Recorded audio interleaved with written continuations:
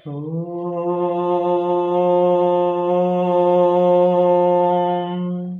विजानीहि आर्यान् ये च दस्यवो बर्हिष्मतेरन्धया सासद्व्रतान् शाकी भव यजमानस्य चोदिता विश्वेत्ताते सधमादेषु चाकन विश्वेत्ताते सधमादेषु चाकन। यह ऋग्वेद का 1, 4, 10 और 8वां मंत्र है। तो ऋग्वेद का ये बहुत बढ़िया मंत्र है और इस मंत्र में ये कहा गया है कि हम 2 प्रकार के लोगों को जाने। किनको किनको जाने? तो कहा विजानी ही आर्यान। विजानी ही माने जाने, जानना चाहिए। किनको? एक तो आर्यान, आर्यों को, और फिर कहा ये च दस्यो, दस्युओं को। दस्यु माने अनार्य। तो आर्य माने जो विद्या धर्म से युक्त हैं, उत्कृष्ट गुण कर्म स्वभाव आचरण वाले हैं, वो आर्य कहलाते हैं। दूसरे अर्थ में कहें आर्य ईश्वर पुत्र। ईश्वर के पुत्र कौन? जो आर्य हैं। तो जो आर्य होते हैं वो ईश्वर के पुत्र होते हैं, तो हम उनको भी जाने। तो आर्य को क्यों जाने? क्योंकि हमें रहना है आर्यावर्त में और सारे विश्व को आर्य बनाना है। किन्वन्तो विश्वम आर्यम। तो इसके लिए हम स्वयं को आर्य बनना है।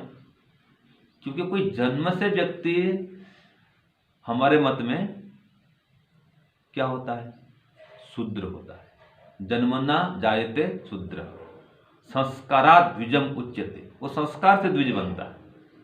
तो संस्कार जब न हो तो वो अज्ञानी रहता है, अनपढ़ रहता है, अविद्या से ग्रस्त रहता है। तो हम आर्य बने। तो आर्य कैसे बनेंगे? जब आर्यों के गुण कर्म स्वभाव धर्म को कर्तव्य को जानेंगे कि जो आर्य होते हैं कैसे होते हैं, उनका आचरण कैसा होता है, हमको जानना पड़ेगा। परमात्मा भी जानता है कि ये आर्य और ये अनार्य है, अर्थात ये दस्यु है और ये आर्य है। तो परमात्मा भली भांति जानता है। जो आर्य हैं उनको सुख देता है और जो दस्यु हैं उनको दुख देता है। तो आर्य किसे कहते हैं? हम आर्यों को कैसे करके पहचाने, कैसे करके जाने कि ये आर्य है? तो जो आर्य होता है उनमें क्या गुण होता है, देखिए मैं आपको बताता हूँ। और उन गुणों को हम सुन करके फिर धारण भी करें, क्योंकि ये सारे जो गुण हैं ये भगवान राम में, भगवान कृष्ण में थे। सीता माता कहती है हे आर्यपुत्र, भगवान राम को आर्यपुत्र कहती है। तो भगवान राम आर्य थे, हम भी आर्य बने। तो वह आर्यत्व कैसे आएगा, हम आर्य कैसे बनेंगे, क्या क्या गुण होना चाहिए, वो मैं आपको बताता हूं। शांतः तितिक्षु दान्तश्च सत्यवादी जितेंद्रियः। क्या है? शांतः पहला, तितिक्षु दान्तः सत्यवादी और जितेंद्रियः। तो ये हो गए शांत होना, एक सदा सम रहने वाला, शांत रहने वाला।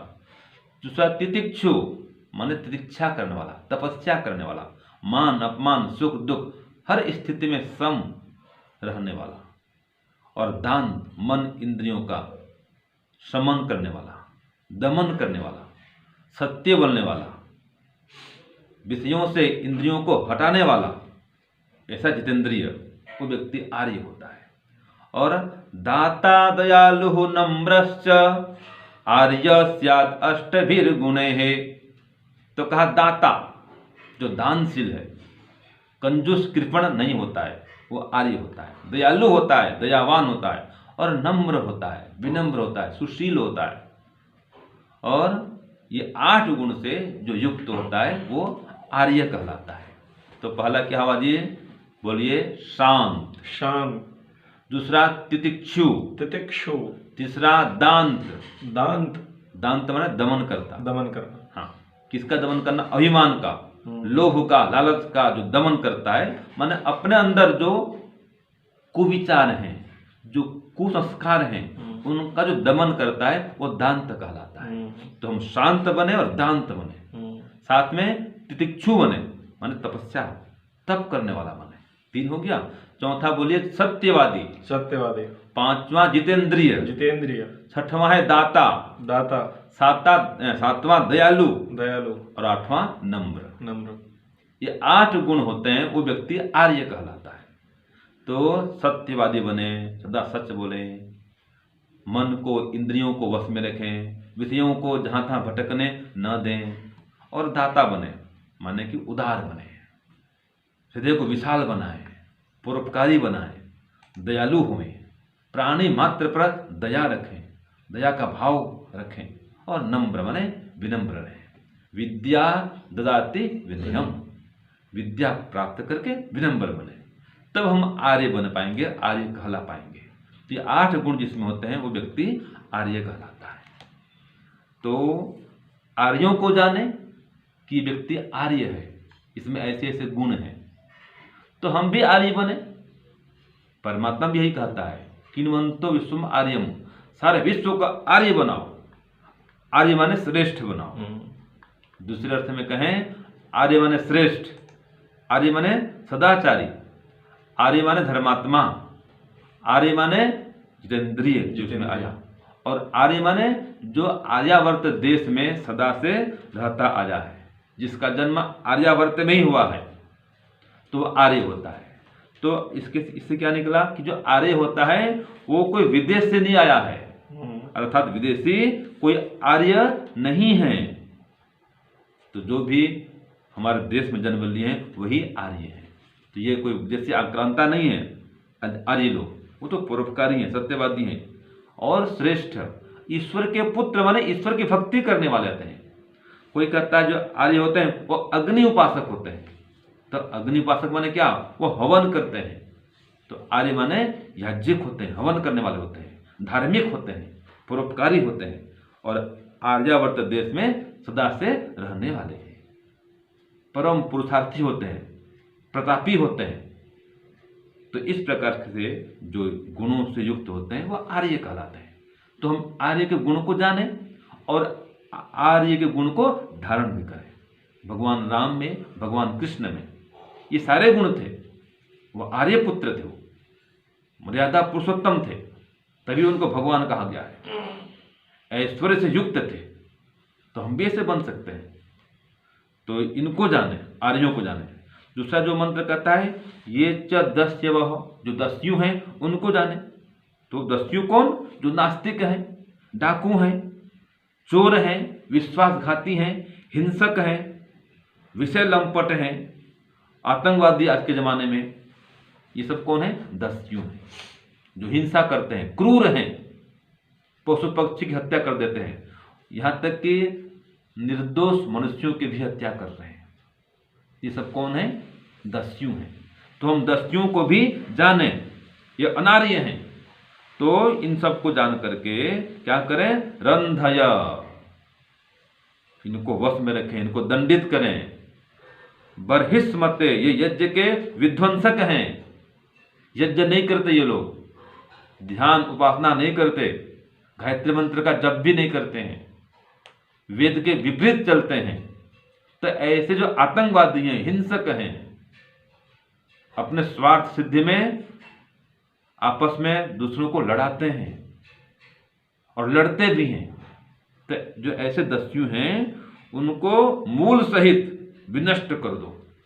इसलिए इनको जानो, पहचानो कि ये देशद्रोही हैं, राष्ट्रद्रोही हैं, झूठ मूठ के चलाते हैं आंदोलन और देश को विनाश की ओर ले जाते हैं, प्रजा में अशांति फैलाते हैं। इनको जाने और शासन करें इन पर, मन इनको नियंत्रण में रखें, इनको वश में रखें। अव्रतान, ये अव्रती हैं, व्रतों को नहीं मानते। व्रत क्या है? सत्य बोलना, अहिंसा का पालन करना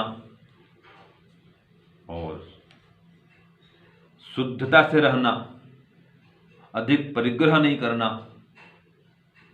और चोरी नहीं करना। ऐसे ऐसे ये 5 यम और 5 नियम होते हैं। इनको आगे बताऊंगा, वैसे आगे आएगा वो। तो ये 5 यम और नियम का जो पालन करता है वो व्यक्ति आर्य होता है। जो इनका पालन नहीं करता है वो अनार्य होता है।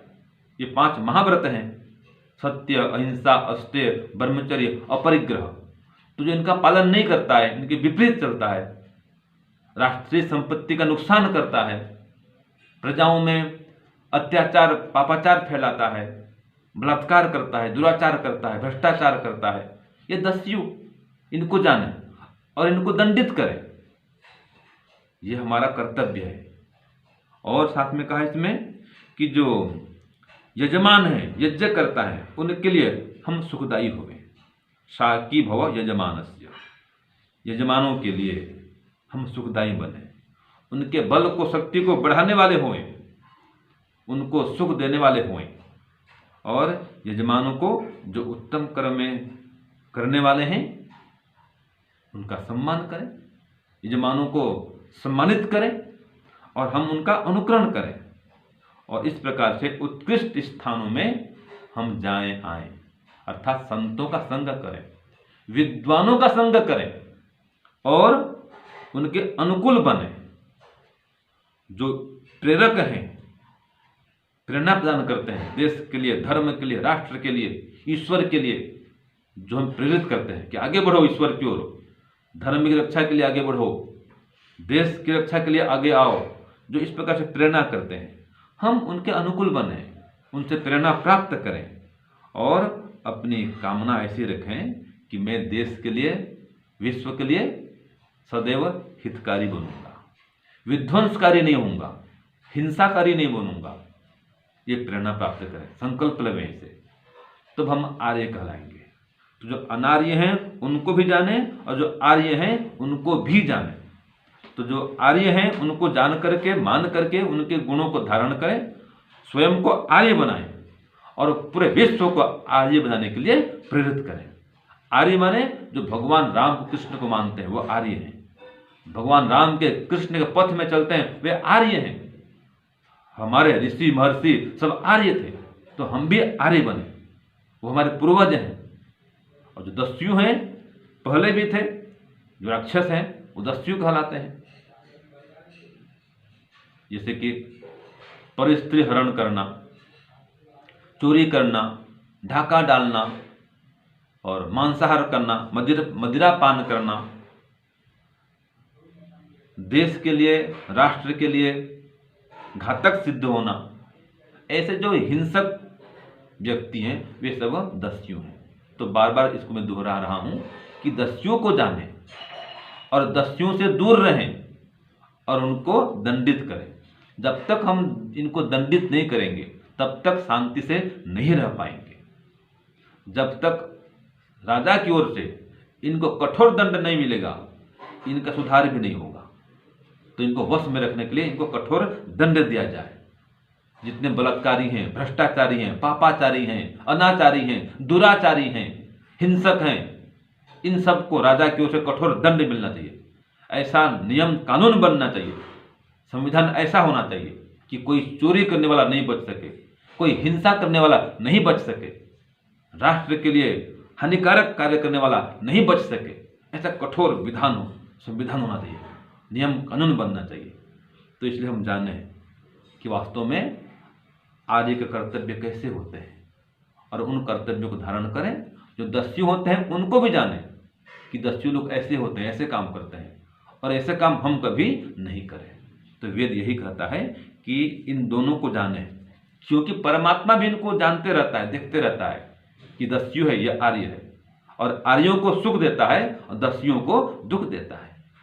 फिर कहेंगे कि स्वामी जी जो आर्य है वो भी तो दुख पा रहे हैं, ऐसा क्यों होता है? जो दुष्ट हैं वो सुखी रहते हैं, ऐसा क्यों होता है? इसका उत्तर है कि हमारे पूर्व जन्म के कुछ कर्म भी होते हैं, उनका ही फल भोगना पड़ता है, और दूसरों के जो अन्याय होते हैं उनके कारण भी हमको दुख मिलता है। तो कोई धर्मात्मा है, पुण्यात्मा है, उसको भी दुख मिलता है, तो उसमें दूसरों का अन्याय भी कारण बनता है। दूसरे लोग अन्याय से हमको दुख पहुंचाते हैं, हम सत्कर्म करेंगे तो भी लोग हमको पत्थर मारेंगे, ऐसे लोग भी होते हैं। और कभी स्वास्थ्य में गड़बड़ी भी हो जाता है, खान पान में कोई दुर्घटना घट गई, कोई ऐसा अनर्थ हो गया, भूकंप आ गया और भी कोई घटना घट गई तो दुख आ जाता है। और जो अभी पाप कर रहे हैं उनको सुख मिल रहा है, उन्होंने पहले पुण्य किया था, उन पुण्यों का फल आज सुख रूप में भोग रहे हैं। अभी पाप कर रहे हैं और सुखी हो रहे हैं, ऐसा नहीं है। अभी पाप कर रहे हैं तो पाप करने के फल में तो उनको दुख ही मिलता है, वो हमेशा भयभीत रहते हैं, आशंकित रहते हैं, लज्जित होते हैं, लज्जा शंका भय ये उनको लगा रहता है। और मरने के बाद में उनको परमात्मा पशु पक्षी बनाता है। तो अभी जो सुख मिल रहा है वो तो पूर्व के जन्मों का फल है, लेकिन उनका जो परिणाम है वो कभी अच्छा होने वाला नहीं है। पापी को तो हमेशा दुख ही मिलता है परमात्मा की ओर से, तो उसका अंजाम परिणाम हमेशा बुरा होता है। तो बुरे कर्म का बुरा फल और अच्छे कर्म का अच्छा फल, इसलिए हम अच्छे कर्म करें, अच्छे बने, माने आर्य बने, श्रेष्ठ बने, नम्र विनम्र सुशील शांत गंभीर जितेंद्रिय धर्मात्मा बने, और जो अनार्य हैं उनका अनुकरण नहीं करें। तो इस प्रकार से हम समाज में सुख और शांति की स्थापना कर सकते हैं और वेद के अनुसार जीवन को बनाते हुए, परोपकारी बनते हुए ईश्वर से विशेष आनंद को प्राप्त कर सकते हैं और संसार वालों को भी आनंदित कर सकते हैं। ओम शांति ओम श्रम।